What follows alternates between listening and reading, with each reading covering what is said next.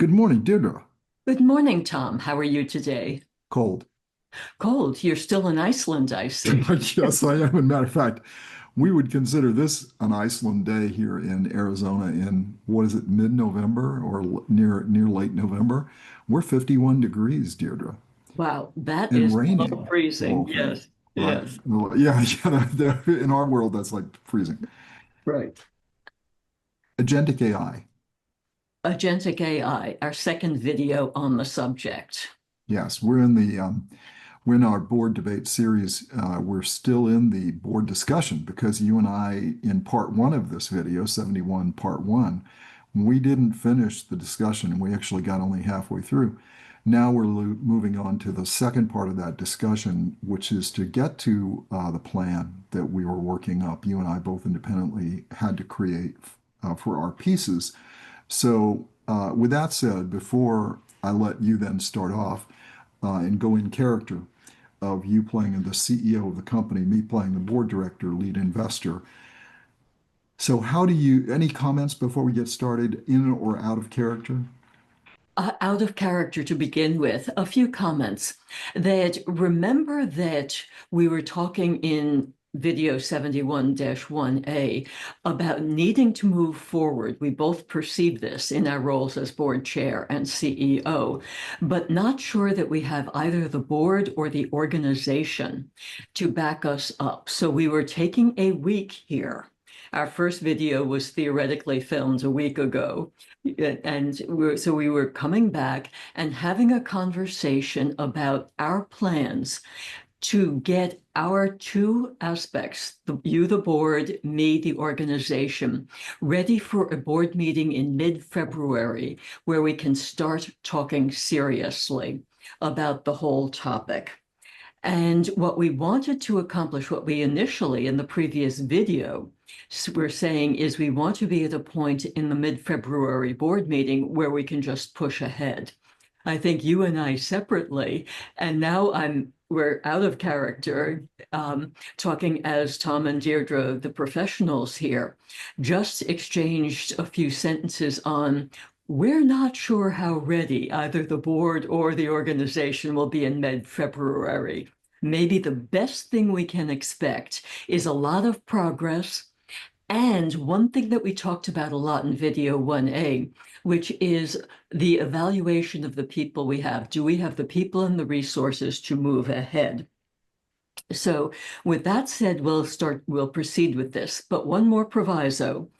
And that is, in the first video, I warned everyone that we might look naive or uncertain or even silly at times. Same goes in this video. We're about to step into character, and we may at times look naive, uncertain, and silly, the way that these days any board chair and any CEO look. So with that, Tom, Meaning over that to the you. issues are coming at you so hard and fast. Right. Sometimes people don't react as well as they'd like to. Correct. Um, Correct. And with so much information floating around, how do you sort through it all?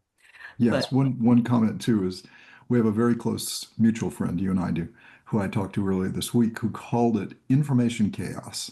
A lot of people are just suffering from information chaos, not just. And that just causes, if you're not careful, it causes your whole system to be in chaos. and you Um, have to be aware of it when dealing with these issues because you don't know what information people are absorbing. But enough of these comments. I think we step into character now, and it's up to you to go first here. So, Mr. Morning, Board. Deirdre. So it's a pleasure to see you again. We decided we were going to hold another meeting 1 week after our first meeting because when you and I looked at the landscape of what we were dealing with, we were uncertain that we could close it down and come up with an end result that we wanted.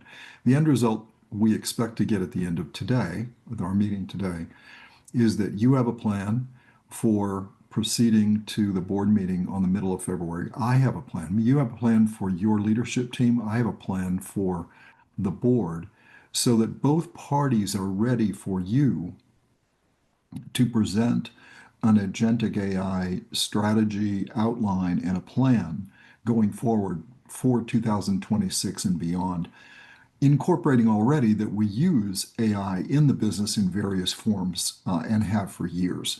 So this is the getting everybody together prior to that. I believe that's what you and I intend to have for this meeting come out. We both agree a plan on both sides that will get us to the February 15th meeting. That's what we hope to accomplish, certainly. So please tell me how your discussions and your thinking with your board went. May I use a word you used with me back a while back? It was a discussion that felt like renegade discussion, which was pretty much what I had gotten originally. But when I started down the path, Deirdre, of finding out how did they really see the use of AI in the organization, really pushing hard, I got amazingly varied discussions, all the way from we have to adopt it now, we have to take it on now, we have to be putting use cases in place. Why are we waiting until February?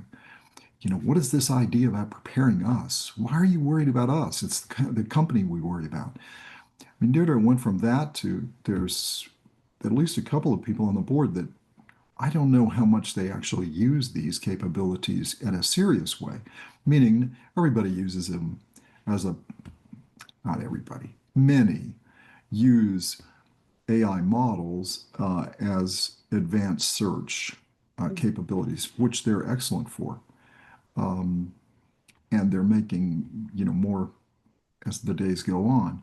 But I think I've got a couple that may be in that game, maybe take it a little further in how they use it, but are still not using on necessarily what you and I might consider clean LLMs, or meaning vetted results-based LLMs that are seeking the kind of outcomes that we would look for, which are truth-based and factually based and substantially checked and all this sort of thing.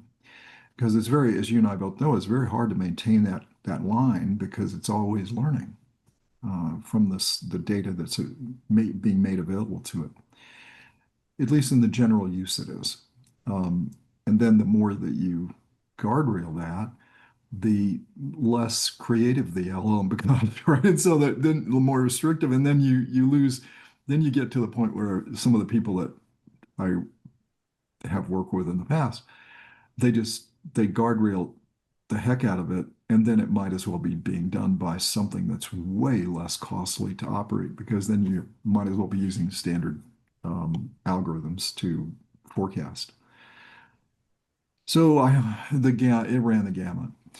I would just say, if I were to summarize for you, it's renegade. So it's the scope of capability.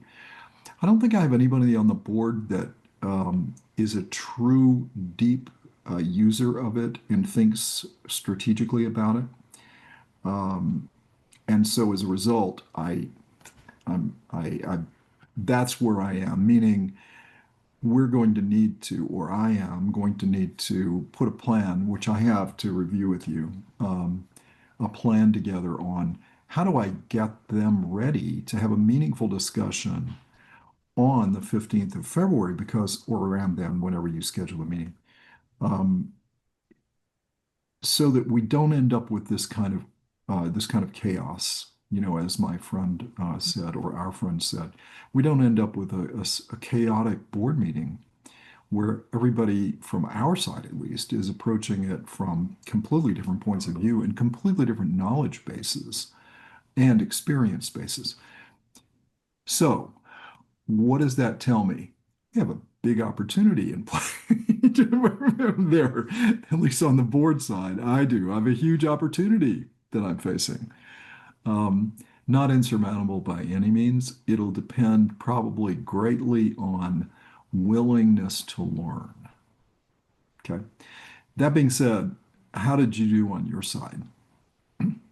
I wonder if you know how much of a renegade some of your board members were. I don't I've told you yet that I and my senior leadership team got an email with a link in it from a board member leading us to a podcast that hates AI, that thinks all AI should be eliminated. So, whatever you were trying to discuss with your people, this broke out in one way. I'll tell you something, though. It made my conversation with my senior leadership team early because they sort of sensed that something might be going on. Oh, What I good. found, though, was what I'll call controlled renegadism. That one person walked into my office with this link and he said, "This video shows me exactly why I don't think we should be using AI in the company." Some other people I found were starting to use it for search, or maybe they have children who are using it a little bit for some search or some organizing of school papers or things like that. There was a great deal of a gap, I guess, between some of their perceptions of these simple uses that they were familiar with and the whole idea that we might be using it in a strategic way within the organization.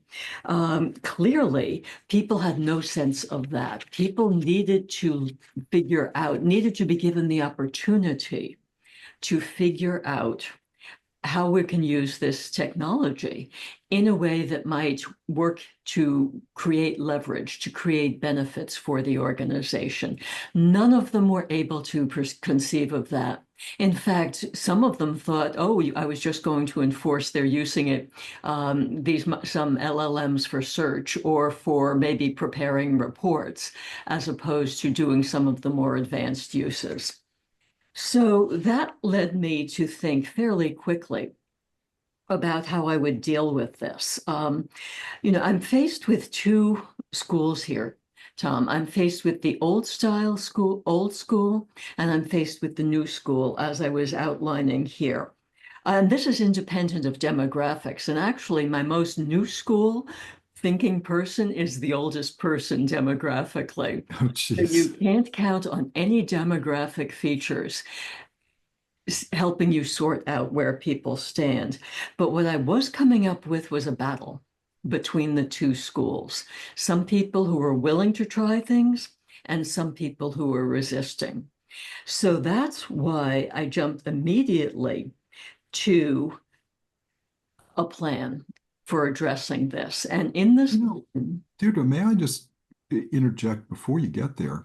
That's a really interesting observation. So if I were to say back to you that you have a mix of old school and new school thinking about the right, subject, doesn't have anything to do with demographics or any kind of demographics. So it's not identity related. It's really right. just old and new school thinking. Do you have a sense based on the discussions you've had of how does that split? Are you 50-50? Are you 80-20? What do you have any No, idea about no, how the split works? I would say that among, say, the 20 people on my senior leadership team, maybe 5 of them are new school and the rest are old school, Okay. which shows the scope of the issue that we have to address here. It's really interesting you say that because I didn't tell you this, but I should have, that uh, in the back of my mind, I was looking at something similar on the board side.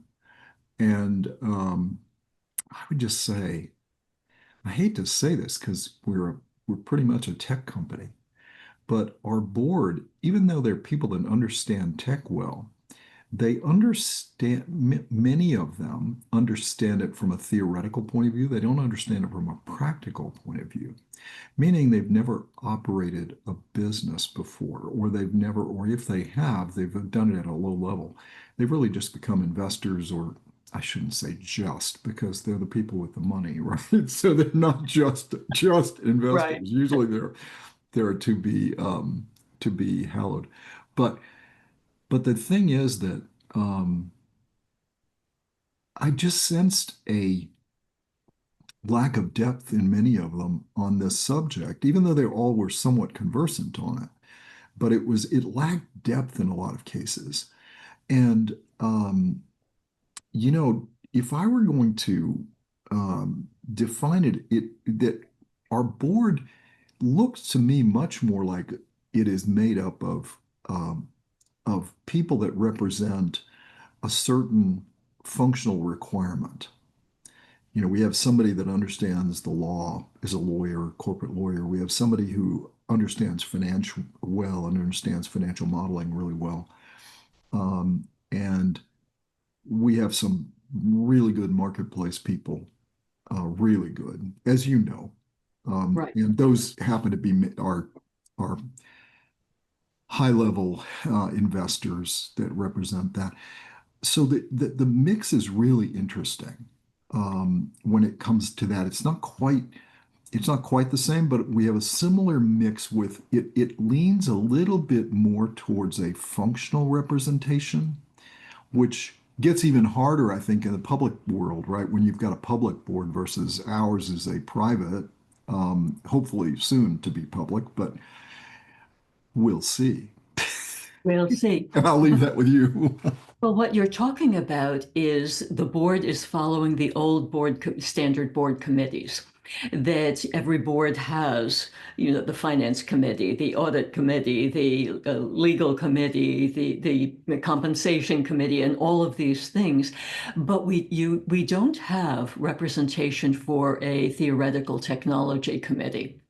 And one of the things you and I have talked about is that we may not have the right people either on the board or among my leadership team.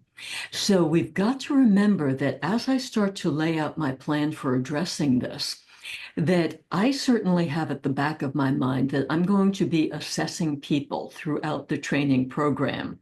And I think that it's your sense that you have to be assessing people as well, or assessing what roles don't exist now that have to be filled in either the board or among the senior leadership team.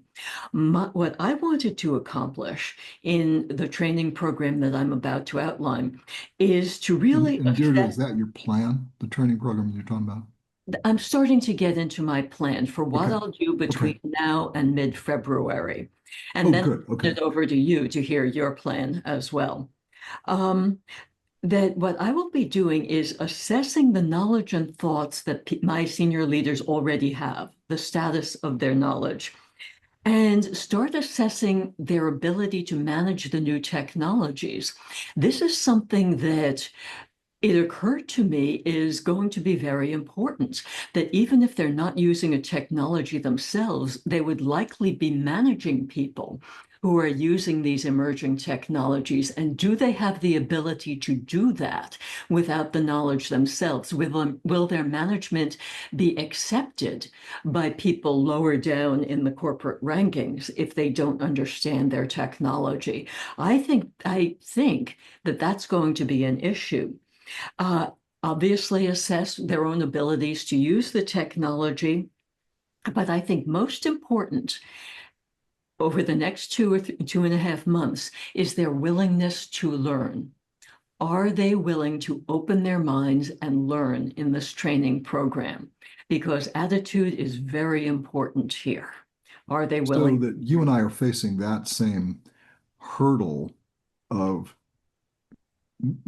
of needing to see that both sides of this have to display willingness to learn new things. Because I'm sure that they're comfortable learning within their their realm, but we're talking about, especially in, I think this is new. It's new in many, many ways. Not only new in what you're doing, but also the leverage it gives you, and then be able to see how that can benefit not only you, but the company and the marketplace and fill a gap that may be existing in the marketplace, right? So you're seeing the same kind of thing. You need to see a bit of the same thing in your people, right?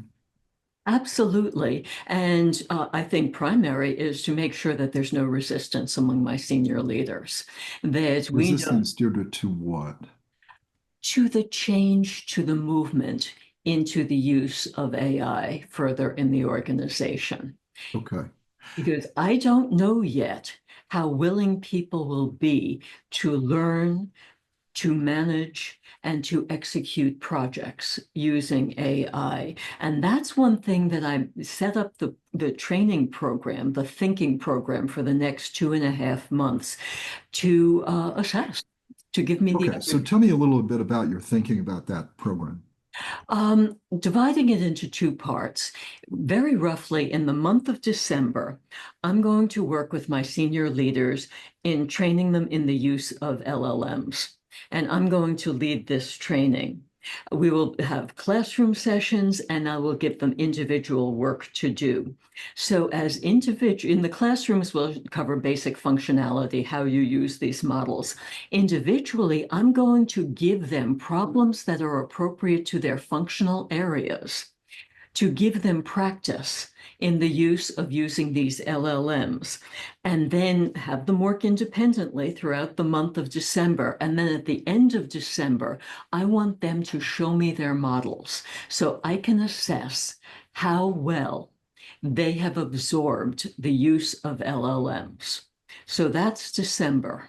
You So look let at me it, let you me want to spend a say, second on that. So if you wouldn't mind, do you mind if I go a please little go right deep? ahead. So can you, if you were to say to me, here is what the measure of success is at the end of December. What is the measure of success with a one particular, just choose one person. What is the measure of success to you that says I've achieved what I want for the month of December? It's the generation of a product that we might not use, but is sensible. For example, my CMO, Chief Marketing Officer, would have to learn how to use an LLM to develop a marketing plan, a marketing strategy and plan for the organization.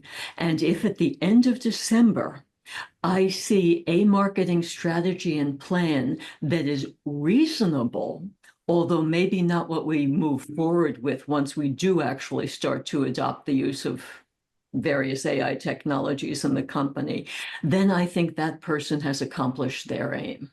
So I would say just my own work. I could give you that in probably 3 minutes,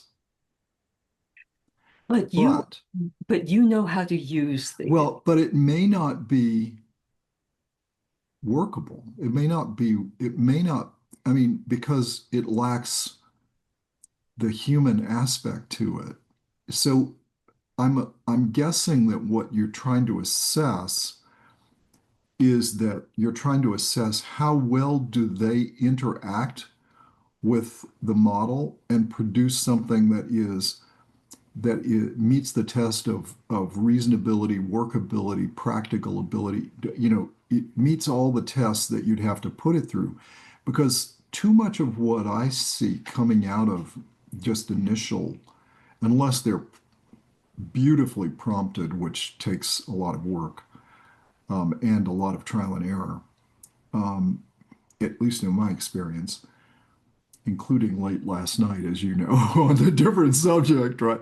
But but it they just don't meet the test of the context. I'm not even sure how many of my senior leaders know what a prompt is. Okay. Perhaps I should have have defined the word reasonable more. By reasonable, I mean it is something that could reasonably be executed as right for this company, even though it does not match the strategy we will be evolving to include the use of AI. So yes, it does include the human aspects to it. I've heard people talk about this human-machine partnership. Mhm. Stepping out of character, you and I, Tom, talk a lot about the human-machine partnership, and that's what you're Episode getting 62 at. through 69, right? 62 through 69 videos, and that's what you're getting at here. You can't simply teach the use of a model, you have to teach the human side of the use of the model as well. Okay. Which may be even more difficult than the model piece. You're managing the model piece. I think it is I think a actually. lot more difficult. I It's do my too. experience that a lot of people like playing with the tools, but they don't have the ability to inject the human side to come out with something reasonable. Okay, back So into back in character character. now. Okay. Okay. Um, So that's what I want to accomplish in the month of December. So can I just come back? So if I were to say to you, if I said it in my own words, is that okay? Please do. And I may infer something that you didn't infer, or you didn't imply, right? Right. So it is, you want to see at the end of December that they have internalized the ability to use that technology on work that is their work to do, and that work, that their work to do, they're now using an LLM to help them do it, and that it stands the reasonability test that you just defined. Did I say that properly? You said it perfectly. Yes, that's Okay. what I want by the end of I December. love it. And if I'm going to say this back to you, but again, correct me if I'm overstating it or not. You just want to know at the end of December, you want them to prove to you by showing you how the model, meaning all the prompts that got you to the various stages, so you can follow along. How did they influence that model from Correct. beginning to end, and come up with something that made sense to you? Whether you'll actually use it or not is a whole different issue, but it's about their own individual work, not the work of their team, but the individual work they would have to normally do. Correct. Yes. I love it. That Okay. makes a lot of sense to me, because you're defining what you think, the work you think they should be doing using these models. Correct. Their individual work in these Yes, models. their individual work. Yeah, I love it. I love it. Because that now we're moving into January, Okay, where I'm with you. having demonstrated to me that they can use these models. By the way, I have no idea what to expect. My rough guess is that not everyone's going to be able to show me this. I'll be happy if 10 to 15 are able to show me this. But remember, Out of the 20. out of the 20. This is part of my assessment of people, whether they can do this work that we're going to need going forward in the organization. By the way, I should say that while they're working on their models in the month of December, I myself, in addition to coaching them, when they ask for my coaching, I won't be proactive in coaching. I want to Sure, see if they sure. know when to ask. I will be starting to evaluate two things. One is the culture of this organization in terms of its readiness to adopt AI in whatever form in a broad sense. As you know, we're already using some process automation, a few robots here and there, but we don't use AI as a whole. So is this organization ready for it in terms of personnel, processes, organizational structure, the way we interact across departments and silos, and so forth? There's a lot to assess culturally. I will also be starting to look at where I think we might be able to use AI agents productively, what processes would lend themselves to it, what functions. Just a preliminary evaluation, just to get myself ready for the month of January. So now we're in So, January. Judah, if I could just, again, I'm sorry for being, Oh, just keep please peppering you, but talk. it really is helpful to understand your thinking here. So, I noticed you didn't use agentic AI. You just said LLMs. I'm assuming there's a reason why you're not asking them to think about the architecture yet. Um, If they don't even know the basics, Tom, how can they think architecture? okay, I And completely agree with you, by the way. I and think so too. And one of the things I picked up when talking with them generally is the conversation in the business media has jumped like that from LLMs to AI agents without people necessarily understanding. Most of the people didn't understand the relationship between the two. Okay. It's my sense that we have to teach them how to use LLMs first so they understand the power and the leverage Yeah. that AI capabilities can bring to an organization. Then, in the spring, when we're working towards strategy using these new capabilities, then we can start to talk AI agents and architecture if it gets to that. Yep. Just Yep. Completely traditional agree. agents. I'm with you 100%. That makes perfect sense. I'm sorry. So I've No, got no, December. no. We've got to understand these terms. And also, this interchange helps us understand the depth of the work that has to be done. We're taking a number of steps here to prepare people to even be ready to use the emerging technology, which the business media are just all talking about. So anyway, so in January, my senior leadership team, having learned how to use the LLMs, will start to talk with me about setting out our strategic thinking. Not a strategic plan yet, but just the strategic thinking, particularly in relation to their functional areas, but also in relation to the organization as a whole. Now, as you made clear about 5 minutes ago, they're going to be working in their own organizational function. So my CMO is going to be working on marketing stuff. But very generally, once we start to move into these uses of AI, as I understand it, we have to be thinking as an organization as a whole that a lot of the silos start to disappear. And that's one of those steps that we have to work on in the thinking of getting the leadership team and the board up to speed here. So, what do I mean by strategic thinking? Things like what would be our goals for the use of AI?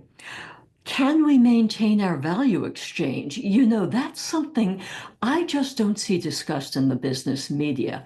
The whole concept of value exchange, it's almost as if everything I read, everything I hear is about the functional use of the technology without answering the question why an organization would use the technology. And as you know, we've talked about this so many times, Mr. Board Chair, that we have to establish and maintain a value exchange with our customers in the marketplace, that what we do has to be perceived as having value, and then we have to get an exchange back from the marketplace, whether as revenue, as reputation, Absolutely. as whatever other things that we can get. But we have to talk, I believe, among our leadership team, now that they know how to use this stuff, can they maintain the value exchange? Can we as an organization maintain our value exchange? And how do we do that? I consider this very important. Deirdre, let me just step out of character for a sec because you're on a really important point. ROI is a component of value exchange Yes, because value exchange includes a lot of soft components that ROI does not have. ROI is a calculation. So in the press today, we're beginning to see where's the ROI of using AI in the marketplace. Most of the time it's around AI agents because that's the cool right, word, right? Or the right, cool phrase. right. ROI is just one component of that. Yes, You and I we've looked at what looks like an efficient ROI on service use of an AI agent that was a terrible value exchange because it caused me to completely just say, I'm going to take a break from the company, and I love them. right, And the same thing holds true here in some a technology we use regularly, including at this very moment, trying to convince me they have a workplace. I don't want their workplace. It's the reason I came to them in the first place. I didn't want Microsoft's workplace. I don't want theirs. right, And they keep trying to convince me to the point where soon now they're getting an ROI from me because I'm paying them workplace prices, right? But I'm, as you suggested before we began the discussion, excuse me, the recording, yes, why aren't we looking for alternatives? right, And I'm going to, because I'm tired. I just had an update that caused me to waste another 3 minutes trying to find out how do I properly start this meeting for the recording you and I need to do because of an update that was done overnight. So value exchange is not ROI. ROI is a measure, hopefully, a measurable component of value exchange. But value exchange is much beyond. It is everything you're getting for everything you're giving, right, all aspects. right, And that's the subtlety that you and I are talking about when we talk about wanting to see a real value exchange analysis of this. One other point I want to make, and I know I'm fire hosing you here on side discussions, but Deirdre, I believe you were on a minute ago about this whole culture within your organization, right? Right, Assessing the culture and assessing the people and right, their ability to step into the new way that this is going to work. And we're right. going to get into the board side and it gets even more complicated. I will tell you, based on what I've been working with the last, what, 2 weeks, I think, Deirdre, that this is shown to me, it's the middle level skills that are going to get chewed up by this. Yes. I mean, I told you, I had that revelation yesterday Mhm. because I was able to program the agent to do exactly what I wanted to do, and it automated something that I could not find a person to do because they thought they were above it, right? But Right. it took people like us to make those kind of judgments. I was able to create the context of the model in AI using Grok that it actually did build me a proper model to execute at a high level that I would have thought would have required a great deal more of complex human involvement.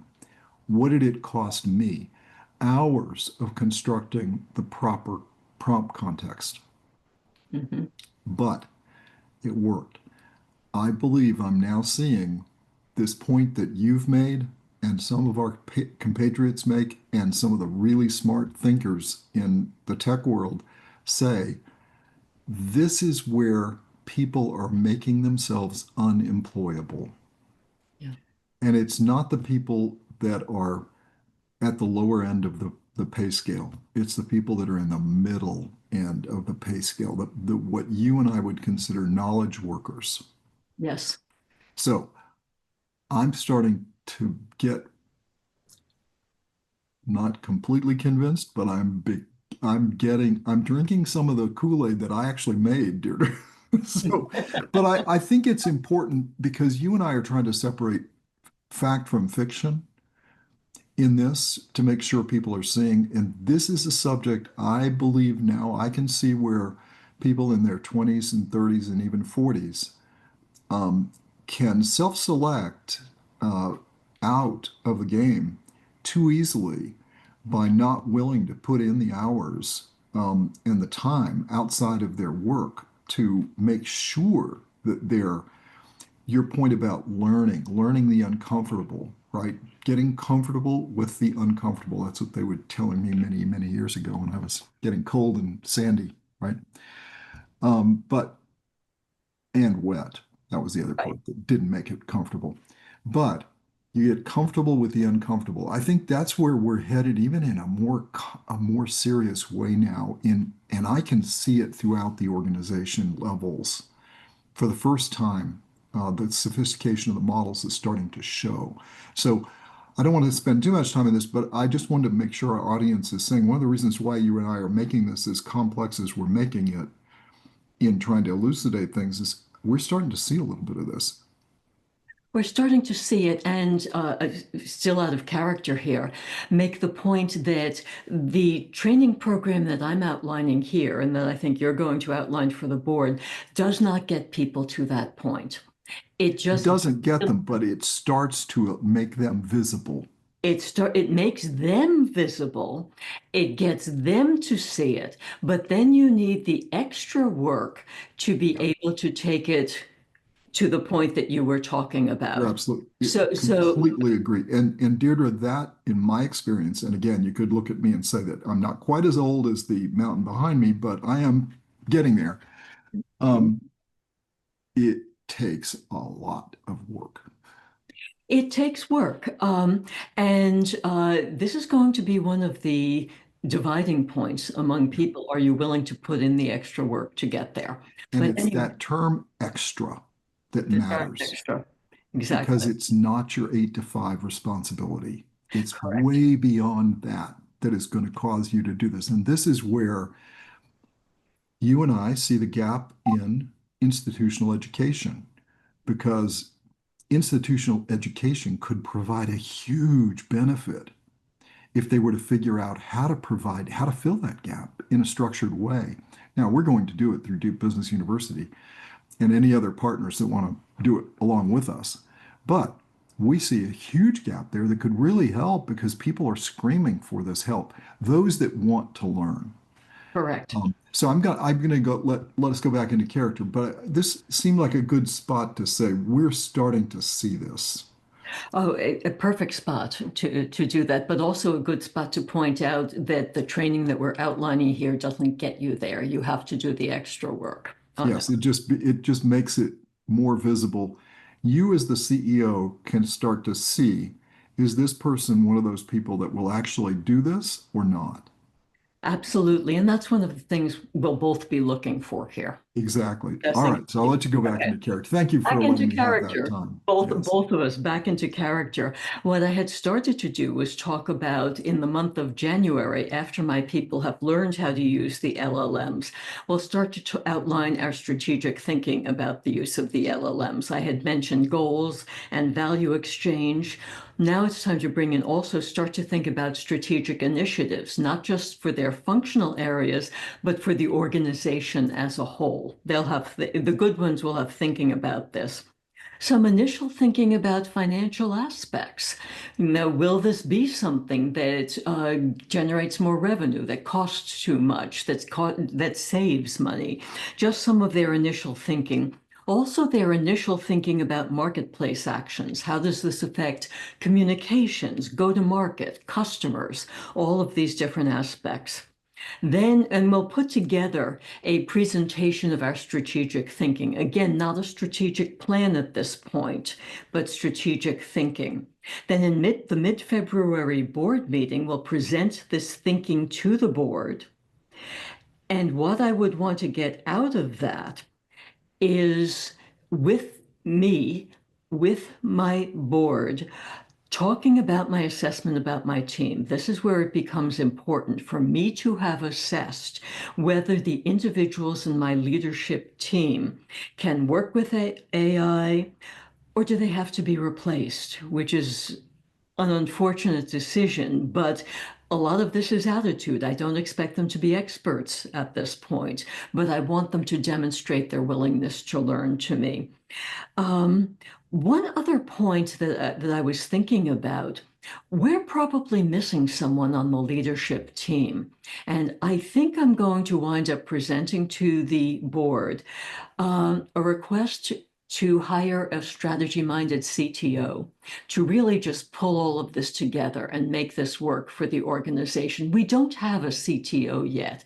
We've got a CIO, we've got great tech team, but we really need a strategic person in there, in this on the leadership team to really make this work for everyone. So, having said that much, Tom, let me throw this back to you as board chair to discuss what you want the board to be doing over these coming months. Yes, it's amazingly similar uh, with just a few slight uh, alterations that fit the responsibility of the board. I love your ideas, though, Deirdre. They make a lot of sense to me. That December, and again, I'm going to repeat back to you that you want to see demonstrated evidence that your leadership team has internalized the capabilities of AI models today and is not and can demonstrate to you that they use them for their own individual work and that they also have begun to be able to envision how these models in their various forms, including agentic AI, can be strategically used in the company at higher levels than more facing towards the customer than facing backwards. Now, Correct. depending on the executive, right, the leader may be a backward-facing leader, which is fine, but that conceptually I have that right, and that's leading you to in February, you will have a couple of things you want to do at that board meeting. You want to have the leadership team come and show the board some of their ideas for strategic use. You will then dismiss them, I'm assuming, Yes. and then you will go through your assessment of the how many of them, including getting board feedback, you believe have made the cut that prove to you that they have the right thought process for contributing at a high level going forward strategically, and they fit in with your needs. At the same time, you're going to present your strategy outline with a beginning plan for 2026 on the use of agentic AI facing forward. You also expect that you will tell the board that you see a strategic gap in your leadership team, and it centers around high-level technical leadership because of, and I'm going to infer my way of thinking about it. You use the term power and leverage. The power and leverage that you see that these technologies can bring to the complete organization going forward. And as a result, you think the company will likely, you'll be able to demonstrate that gap and describe why it's going to be important to fill that gap. Have I said things correctly here? You've said things correctly. I just want to emphasize that we won't have a real strategic plan.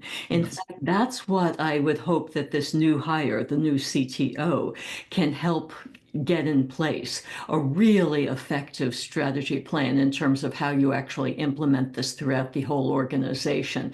But we will have our goals, our strategic initiatives, our sense of how to proceed with this in place that we're hoping the board agrees to so we can move forward.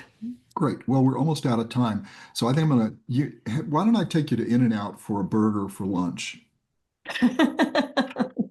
Oh, no, no. Maybe you want me to explain my plan first I was before. about to say yes.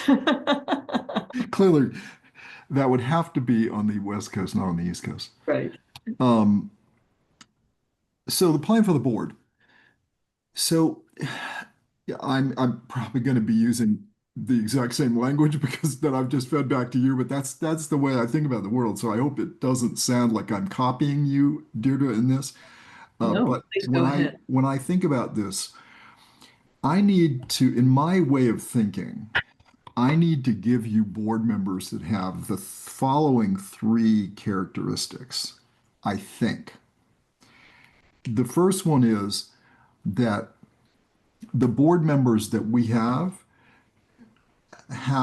demonstrated that they've internalized the power and the leverage of this technology and what exists today and what likely exists going forward into the future. So those board members need to be able to have a demonstrated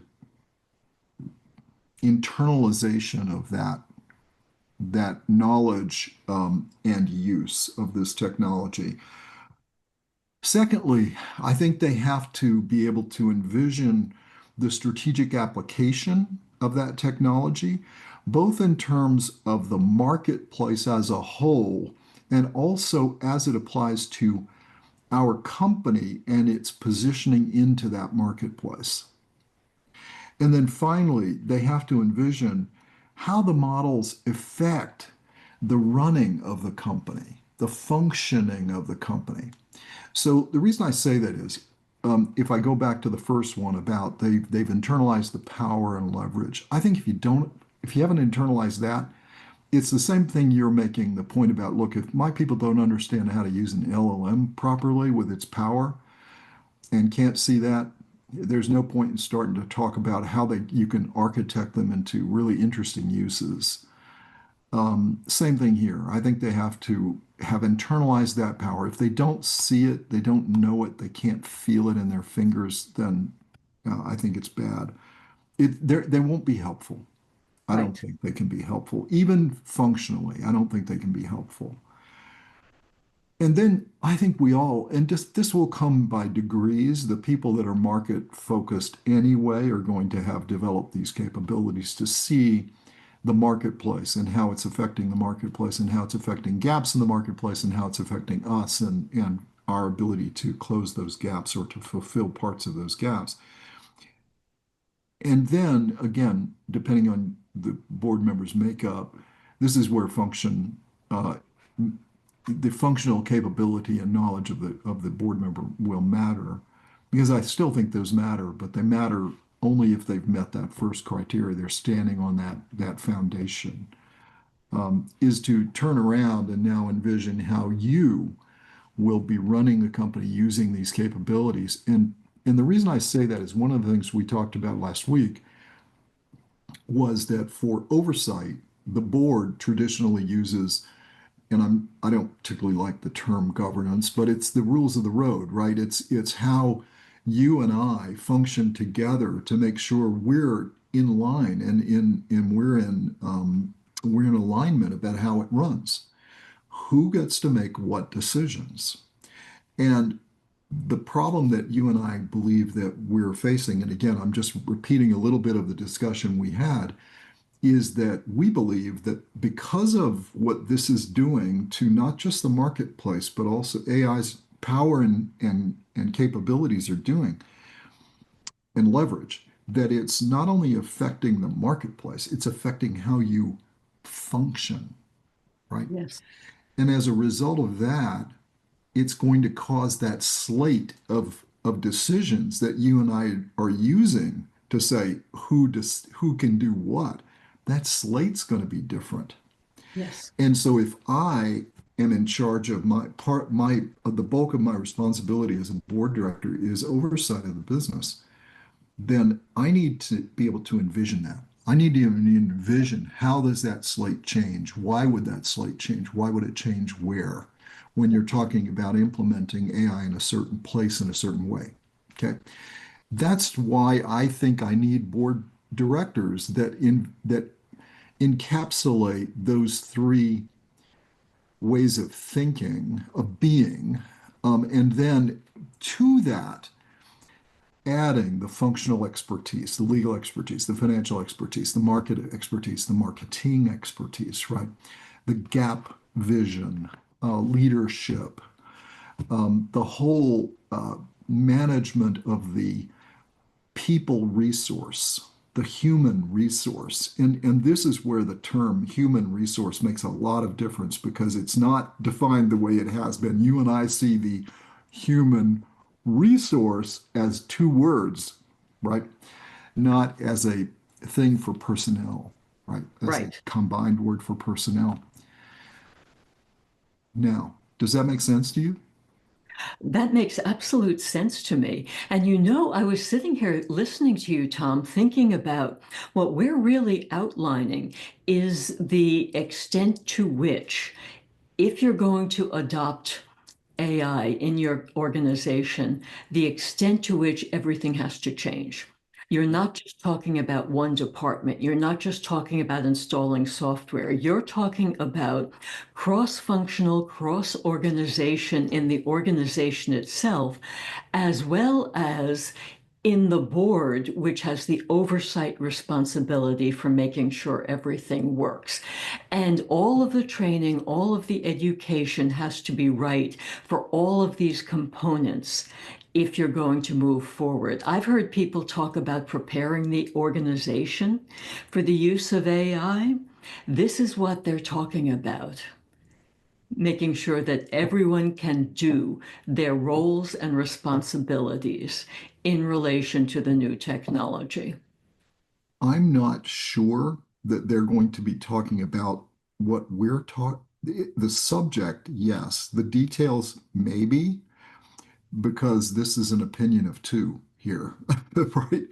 But we believe it takes this level, and we're a bit out of character now. I am, but we believe it takes this level of depth of thinking because this is what it's going to require.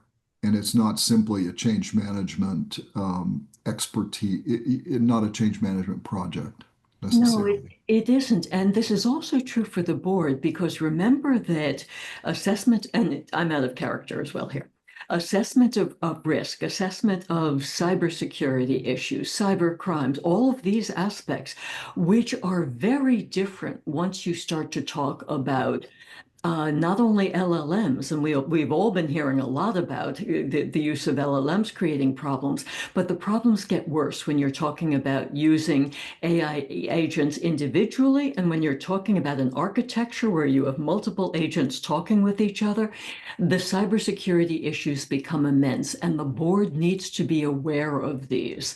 And if the board does not keep up with the implications of the adoption of the emerging technologies by an organization, it will fail in carrying out its responsibilities.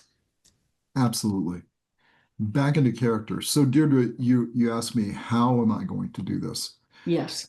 So, first, I have some friends who've done some videos that are self-taught videos. They teach you how to use LLMs from just, I don't even know what a Claude is.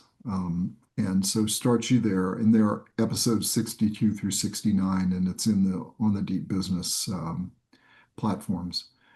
So I'm going to point everybody in that direction and say, please take a moment, begin learning to use this yourself. This is for your own benefit. But then I'm going to hold two meetings. And in this, Deirdre, I'd like for you, because you are on the board, obviously, I am. to attend with me and in the just uh, unofficially to be the second teacher here. Mhm. Not officially, you're attending, but to kind of be the second. And what I'd like to do, if I could, now that I've heard your plan, if we could sequence these so that you've already had your equivalent session with your team and begun to be able to read the team, you could be really helpful in crossing over important feedback on what you're seeing with the team to either encourage the board members that don't be upset. Most people struggle with this, or to warn them, perhaps in February, I have some people that might not make this, which ought to send two messages, right? The more interesting people would get both messages. Right. Um, Unfortunately, the people that are getting both messages probably don't have to worry about it. Exactly. Yes. Anyway, so but what I'd like to be able to do though, Deirdre, is then in that first meeting I'm having, which I'd like to be after yours, Okay. so that you've got that, and then you be the shadow second teacher. I'll lead these sessions. I envision them only being an hour, maybe a little longer, depending on how long it takes for people to learn. But I would like to match basically what you're doing is to have the first session focus on two different kinds of things. One is they're a strategic piece of work, and the other is a tactical piece of work. The strategic piece of work I'd like to see them be able to do is a market analysis based on their area of interest and expertise. So if they have a legal aspect to it, to their background, if they're a lawyer or they represent that to our function in the board, that they do a piece of strategic work on the leadership in the age of AI and human machine partnership. And that I will guide them, you and I will guide them in how they can do that and prompt their way through it in that session. Now, remember, with board members, we'll have to do this remotely, and somebody's not going to show up, so we'll have to have it recorded, and we all understand this, right?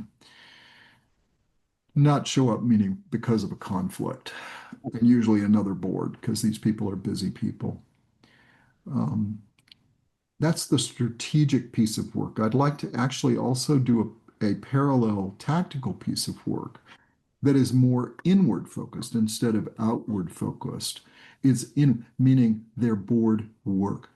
If they're Yes. chair of a committee, which all of them are, and let's say in this particular case, they're in charge of the committee that represents legal aspects. I won't go try to define that, but however it sits in your organization, they would do a piece about how does the use of AI in the organization affect my responsibility as the chair of that committee on the board that represents this. They do that research piece using an AI LLM, and well, an LLM. And we show them how to do that. I obviously, for the sake of propriety, I'm not going to have them actually show me their work, but I want to get a sense, are they actually doing it? In January, I'd like to shift it somewhat to have the two subjects be about two board related subjects. One is about how the company will function differently. That's looking at it from the inside. The point you're making about, or we're making about the slate of decisions will be different. I'd like them to tell me what are they seeing when they look at, from their point of view, how is that causing the company to function differently? Now they'll pick some of that up in the board work they're doing on the first one, the tactical, but it's taking it deeper. What are we seeing? Does it vary by industry? Are there any standards that are being applied, and do that research using the LLM, not using people, using the LLM, and then have them also do it on the marketplace. What is the implication of the way that it's going to cause businesses to function differently in the future in this marketplace? So Right. again, strategic questions that many times we all believe, well, it's hard to figure out, but LLMs will have an answer. Whether it's good or not is a whole different, but it will have an answer. Exactly. Like, Yes. as we know, they will always have an answer. Whether it makes sense or not is a whole different issue. Or if it meets the test of workability, right? Can it really be done or should be done? But it'll be instructive. And if they cause through this, by the time they get to February, where you're, coming in with your team and doing what you want to do, they'll either be into it or they won't. And I think it'll be clear, just body language and questions and involvement will demonstrate to us those board members that want to stay forward versus those that would prefer not to participate. What we can do about that will vary depending on the board member and what they represent to us and so forth. But at least we'll know. Right. And then we can put a plan together for that. But I think I will then be able to give you a set of board members that are not as renegade as they are at the moment, but will be much better prepared for your discussion. Um, and as a result, I think what you've set up on your side and what I've set up on with mine, if putting crudely, we'll be able to figure out who can play and who doesn't. Very much so. I like what you're saying here. I think this is a very good plan. And I'll tell you, Tom, I'm going to start tomorrow in executing this plan. Me too. Deirdre, it's a pleasure. You want to go get an in and out? Sounds like a good plan. Sounds like All right, another good. good Now we'll plan. fall out of character from that point. So we're right, a little bit over an hour, Right. and we accomplished what we wanted, which was Yes. a plan that we both agreed to that is going to do what we think it needs to have happen in all boards these days, whether you do it through a process like this or you find some other way to do it. And Um, and uh, and I want to throw in here, Tom, that as you know, I read the business media, follow the business media very closely. What we've set out here today, I'm just not seeing anywhere. I'm seeing broad prescriptions about, oh, yes, you've got to make sure that your organization is aligned and that everyone knows what they're doing. Well, what does that even mean? And what I think we've outlined here is an approach, one approach. There are many approaches, but we've outlined one approach to trying to get everything aligned, everyone learning, everyone in place or not in place. That's another aspect to this thing, so that we can move forward with the strategy that you can't simply adopt say, an AI agent without having done a lot of preparatory work. You cannot expect, we all know that some people in the organization are just on their own using various LLMs to accomplish various work. And that's the sort of thing that should drive a board crazy, where you have all sorts of critical information coming from different sources without coordination among them. But that's a side issue. But now, how do you get these people using the similar tools so we can all move forward together as an organization, building on the incipient knowledge that you have in the organization to create real knowledge and learning so you can actually develop the strategy and the plan so you can create the power and leverage in the marketplace? As I said, there are a series of steps here, and people can't forget that they have to do these series of steps. Yes, absolutely. The what you and I, our test for all of this work is, do we think you'll be better able to face the 21st century, right? Correct. And this is why we do this. This is our whole role in life these days is to try our best to help people be able to face that because we think it's hugely exciting and hugely interesting. Correct. Um, and so the only other thing I'd like to say is let's just preview a little about what happens next. So this is part two of the series. We've got 71 is the series on agentic AI and where it led us, right? Notice how it led us on this path. Right. And it'll come back to that, right? The board meeting will happen and Deirdre will make it happen. Now, I'm much more confident after having been through part two of the discussion between you and me as in our roles that it will happen. I was not so comfortable after the first meeting, right? Very definitely. Right, neither were you. And in character, you were a lot more tentative, a lot less pointed last time. Notice how this time you were, I'm telling the audience this, not you, Jenner, but that you were much more confident, you were much more pointed because you had the data. It's really tough when you were being asked by me to begin starting to figure things out when you hadn't been given the time to prepare with your team, to know what you're dealing with, right? Right. Notice how when you had that time and you actually came back and we had this discussion, once you knew what we had to do, right? Now is the hard part. That's the first part of the discussion. You didn't know when you sat down with me, this is where you were going to end up.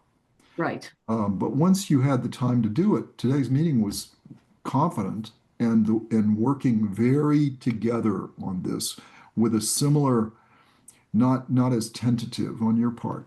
Now, we'll get into in part two and three, which is the making a decision. How do you prepare for these two discussions? Meaning, how Correct. did you go through the preparation for part one and part two today?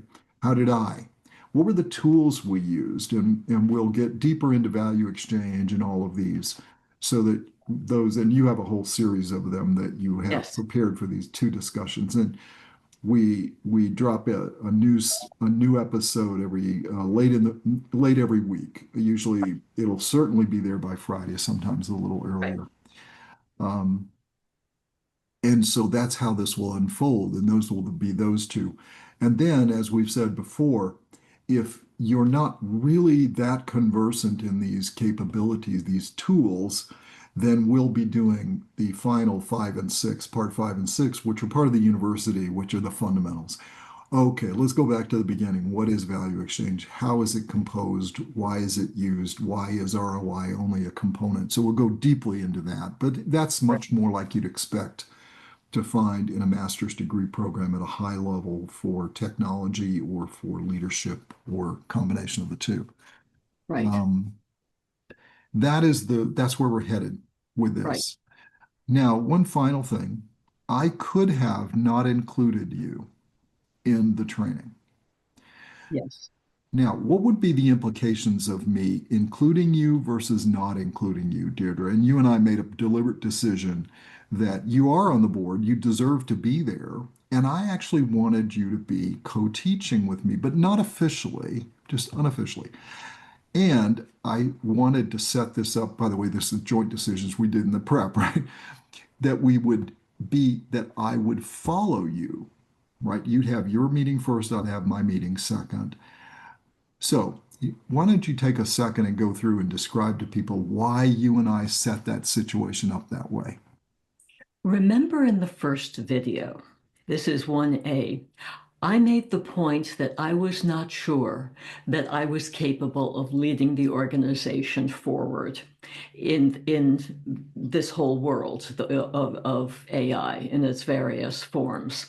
So that you including me gives the board who assess me, board is in charge of assessing the CEO, the opportunity to assess whether I know enough, can speak in an organized fashion, can present the plans so that I should retain my job as CEO.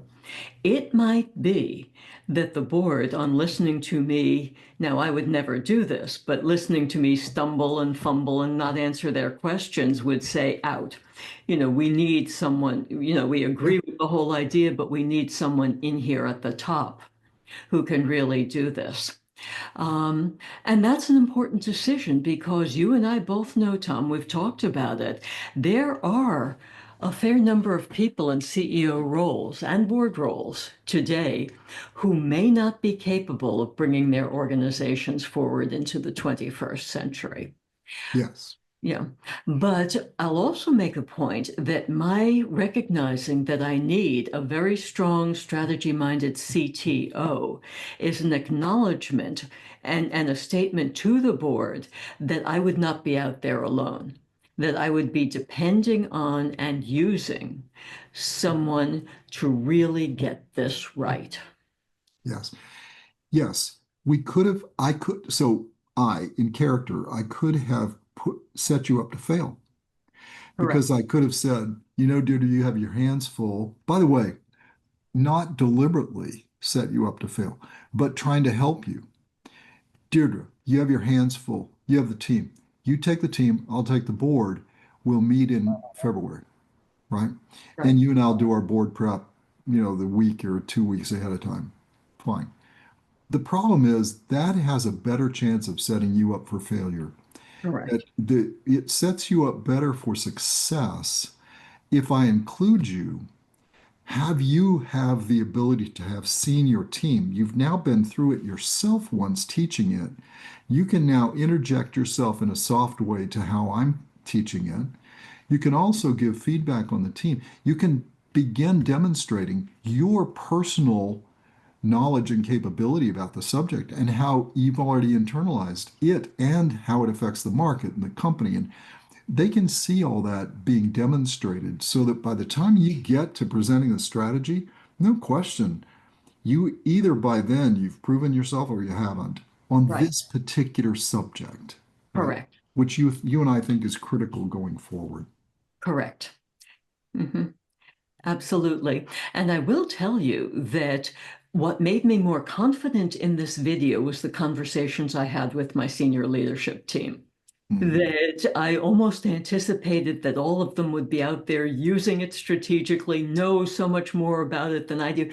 But this is a lesson for everyone that no one knows a sufficient amount about the technology and the business application of the technology to be confident without going through preparation, learning, teaching inside of work and outside the work, as you were saying earlier in this Yeah, video. absolutely. Deirdre, it's always a pleasure. Always a pleasure, Tom.